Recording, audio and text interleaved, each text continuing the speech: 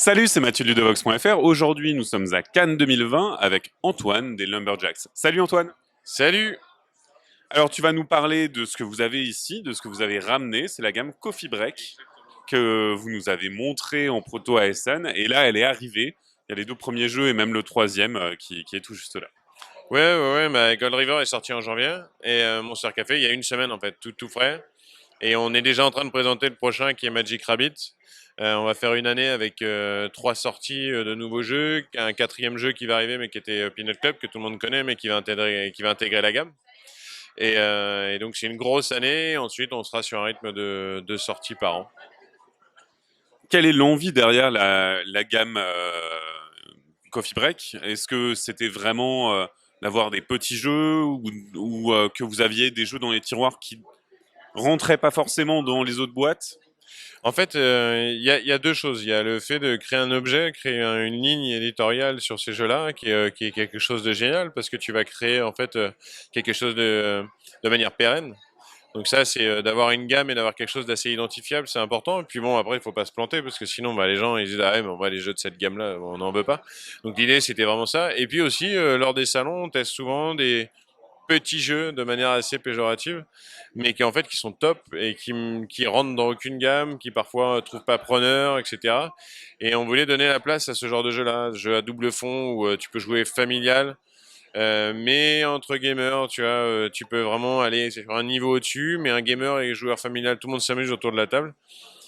Les jeux un peu entre deux chaises et qui finalement, avec un peu de développement, tu peux te rendre compte que tu as un jeu qui est vraiment équilibré pour tout le monde en fait. Donc c'était essentiellement pour ça au niveau gameplay. C'est quand même l'essence, c'est un peu quand même le jeu. Hein. C'est avant tout le pimp et le cosmétique que tu peux mettre au-dessus, quoi. Mais donc voilà. Donc c'était les envies un peu partagées sur ça. Est-ce que tu peux me parler des mécanismes gameplay principaux de Monster Café et Gold River, les deux premiers de la gamme? Ouais, bien sûr. Gold River, en fait, c'est un jeu d'enchères. Mais un jeu d'enchères qui est spécial au niveau où quand tu vas miser, tu vas pas payer à la banque comme tous les jeux d'enchères, etc. C'est que tu vas payer aux autres joueurs. En fait, quand tu vas faire une enchère, tu vas te séparer en plus de pépites qui sont tes points de victoire. À la fin de la partie, tu vas compter tes pépites qui sont tes points de victoire. Mais pour enchérir, en plus, ces points de victoire, tu vas les donner aux autres en fait au fur et à mesure. Et là où c'est un peu spécial, c'est que quand tu vas payer à ton voisin de droite, il ne va garder que la moitié et donner ensuite à son voisin de droite et ainsi de suite. Donc en fait, l'idée c'est que le jeu, c'est d'être souvent, ce qui est intéressant, c'est d'être à droite de celui qui gagne l'enchère parce que tu vas avoir de l'argent. Mais celui qui est à gauche n'est pas perdant puisque celui qui est à gauche, tu vas faire des enchères en fait pour prendre des cartes au centre de la table et donc celui qui gagne l'enchère va choisir en premier, mais celui qui est juste à gauche va avoir peu d'argent si ça arrive finalement jusqu'à lui, mais il va être le second à choisir une carte. Donc il va avoir une carte intéressante. Donc tu as un équilibre qui se fait à ce niveau-là, et la mécanique, tout est basé là-dessus. Et ensuite, après, ce que tu vas aller chercher dans les enchères, ça va être soit des concessions qui vont te ramener de l'or au fur et à mesure de la partie, puisque tu as deux débûches, je vous les montre, des bûches comme ça, qui vont générer de l'or au fur et à mesure. Donc bien sûr, c'est 2d4 qui vont te donner des résultats de 2 à 8. Donc, si tu achètes des concessions qui ont une valeur de 5, tu seras au milieu. Donc voilà, donc l'idée c'est d'aller acheter des concessions qui te ramènent le plus d'or. Donc la mécanique est là. Donc c'est basé justement sur cet équilibre qui se fait. Et Monster Café, c'est un jeu de majorité survitaminée. Donc dans l'idée, la majorité en fait va se faire sur tous les joueurs. Tu vas avoir plusieurs monstres devant toi.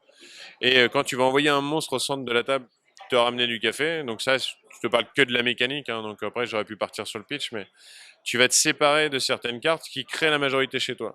Donc en fait, il va te rester à la fin de la partie où il reste 6 cartes par personne. Tu vas avoir un certain nombre de monstres en main. Mais tous les monstres que tu as renvoyés au fur et à mesure de la partie au centre de la table vont devenir les points de victoire. Donc tu vas te séparer de tes points de victoire, mais tout en essayant de te débrouiller pour garder la majorité dans 5 familles de monstres qu'on jouera à chaque partie. Ta boîte en contient 12. Donc en fait, tu as vraiment une rejouabilité à ce niveau-là. Donc tu as 12 monstres, tu en joues que 5, donc tu as plusieurs combinaisons possibles. Mais l'idée, c'est ça, c'est que parmi ces 5 monstres, tu dois avoir un maximum de points de victoire par monstre en fait. Et donc le prochain qui s'appelle, je ne sais plus comment, Magic Rabbit, donc tu m'as dit que c'était quasiment la fin parce que tu devais en imprimer pour le festival, mais là, ça sera quasiment ce look-là. Quel est le pitch et quel est le gameplay?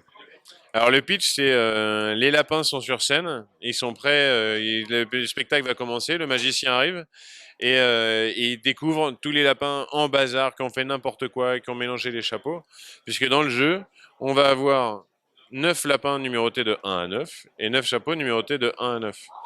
L'idée, c'est qu'on va avoir un magicien qui sera sur un côté et l'objectif, de manière commune, puisque c'est un jeu coopératif, sans information, on n'a pas le droit de partager d'informations, c'est que des actions. L'idée, ça va être de remettre tous les lapins dans l'ordre sous leur bon chapeau. Mais les lapins sont cachés avec des chapeaux par-dessus, mis de manière aléatoire aussi, cachés. Et on aura une action à faire parmi 3 qui sont très simples à retenir. Et en 2 minutes 30, on doit tout remettre dans l'ordre.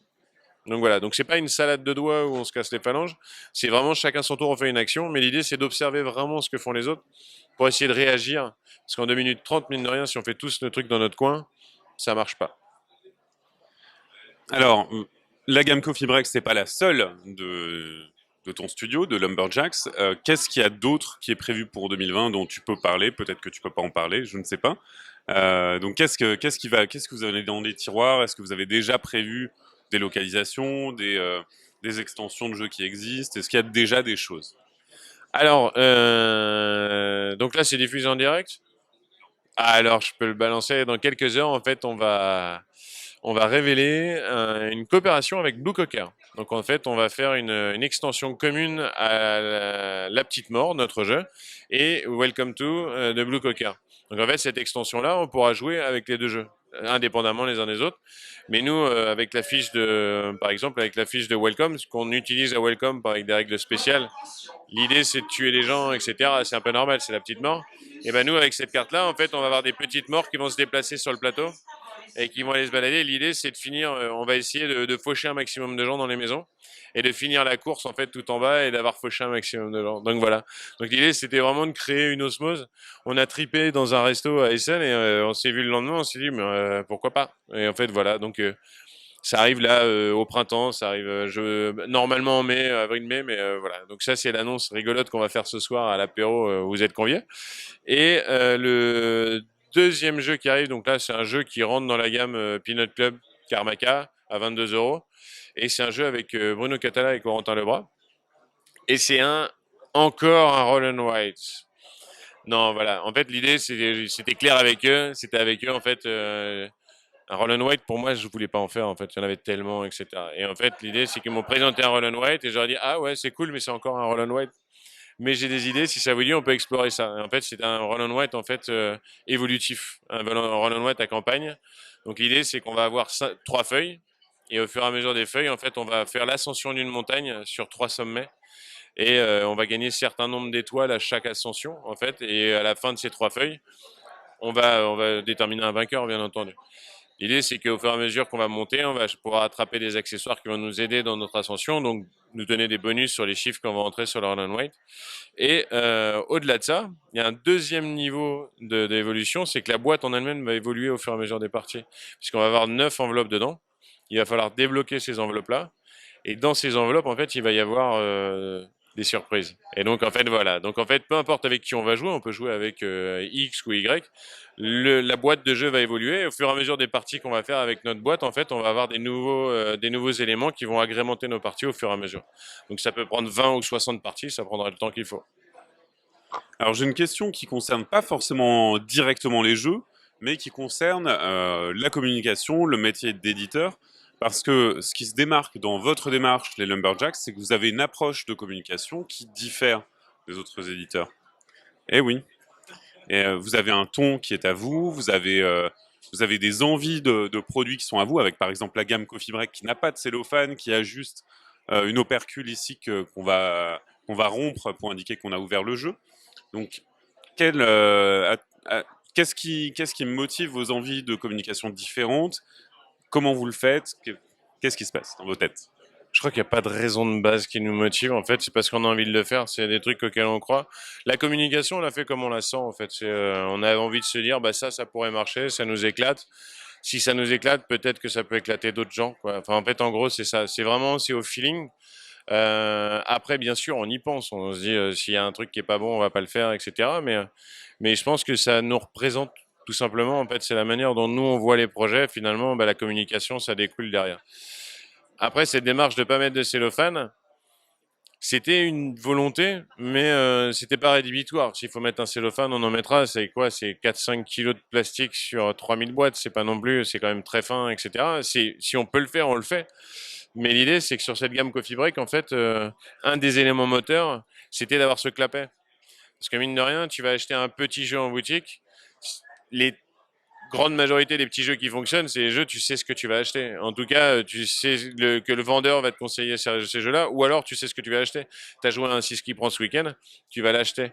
Le problème, c'est que le 6 qui prend, je suis pas persuadé que ce soit le jeu qui génère un achat compulsif, quoi. Tu vois, c'est pas la boîte qui va générer l'achat. Mais de toute façon, c'est un jeu qui est déjà installé. Nous, on n'a pas cette aura, on n'a pas ça. Et en implantant les jeux en boutique, il fallait qu'on trouve le truc qui donne envie aux boutiquiers, aux vendeurs, d'ouvrir le clapet, de donner envie, de pouvoir expliquer le jeu de manière facile, et mine de rien, de ne pas retourner toutes les 30 secondes la boîte, etc., et d'avoir les infos et pouvoir faire son speech, quoi.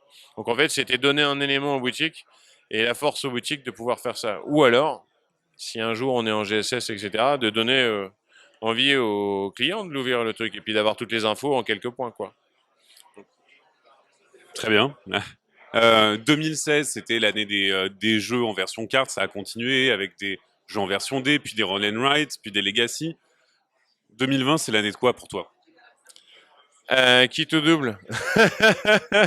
Qui tout double. Non, c'est pour de vrai, hein. C'est 2020, voilà, on a mis tout ce qu'on avait dans la gamme. On a mis dans cette année 2020 qui est vraiment charnière en fait. Parce qu'il y a un moment, on avait. C'est Fall qui disait ça, on mange pas de carton. Enfin, tu vois, donc l'idée c'est qu'on veut vraiment gagner notre vie avec ça. On veut faire ça le plus longtemps possible. Donc il y a un moment, faut qu'on puisse manger à la fin du mois.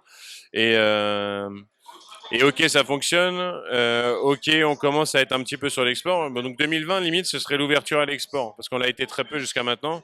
On voulait bien faire les choses en France, tu vois. On voulait vraiment apprendre le métier. Et là, c'est l'ouverture sur l'export. Donc en fait, il y a tout qui se passe en ce moment. Et si ça fonctionne, c'est top. Vous allez continuer à nous voir dans les 3-4 prochaines années. Et si ça fonctionne moins bien que ce qu'on pensait, il y a un moment où on réfléchira. Moi, peut-être que je retrouverai un travail à côté. Faut en être conscient et honnête, quoi. Mais j'arrêterai jamais complètement. Mais ouais, 2020, c'est ça. Dans ma tête, c'est ça. Soit ça on continue, soit ça s'arrête. On espère en tout cas que ça continuera. Merci beaucoup, Antoine, de nous avoir présenté la gamme Coffee Break et aussi de nous avoir parlé des petites surprises de Roll and Write avec des petites morts. Et à bientôt sur ludovox.fr. Salut!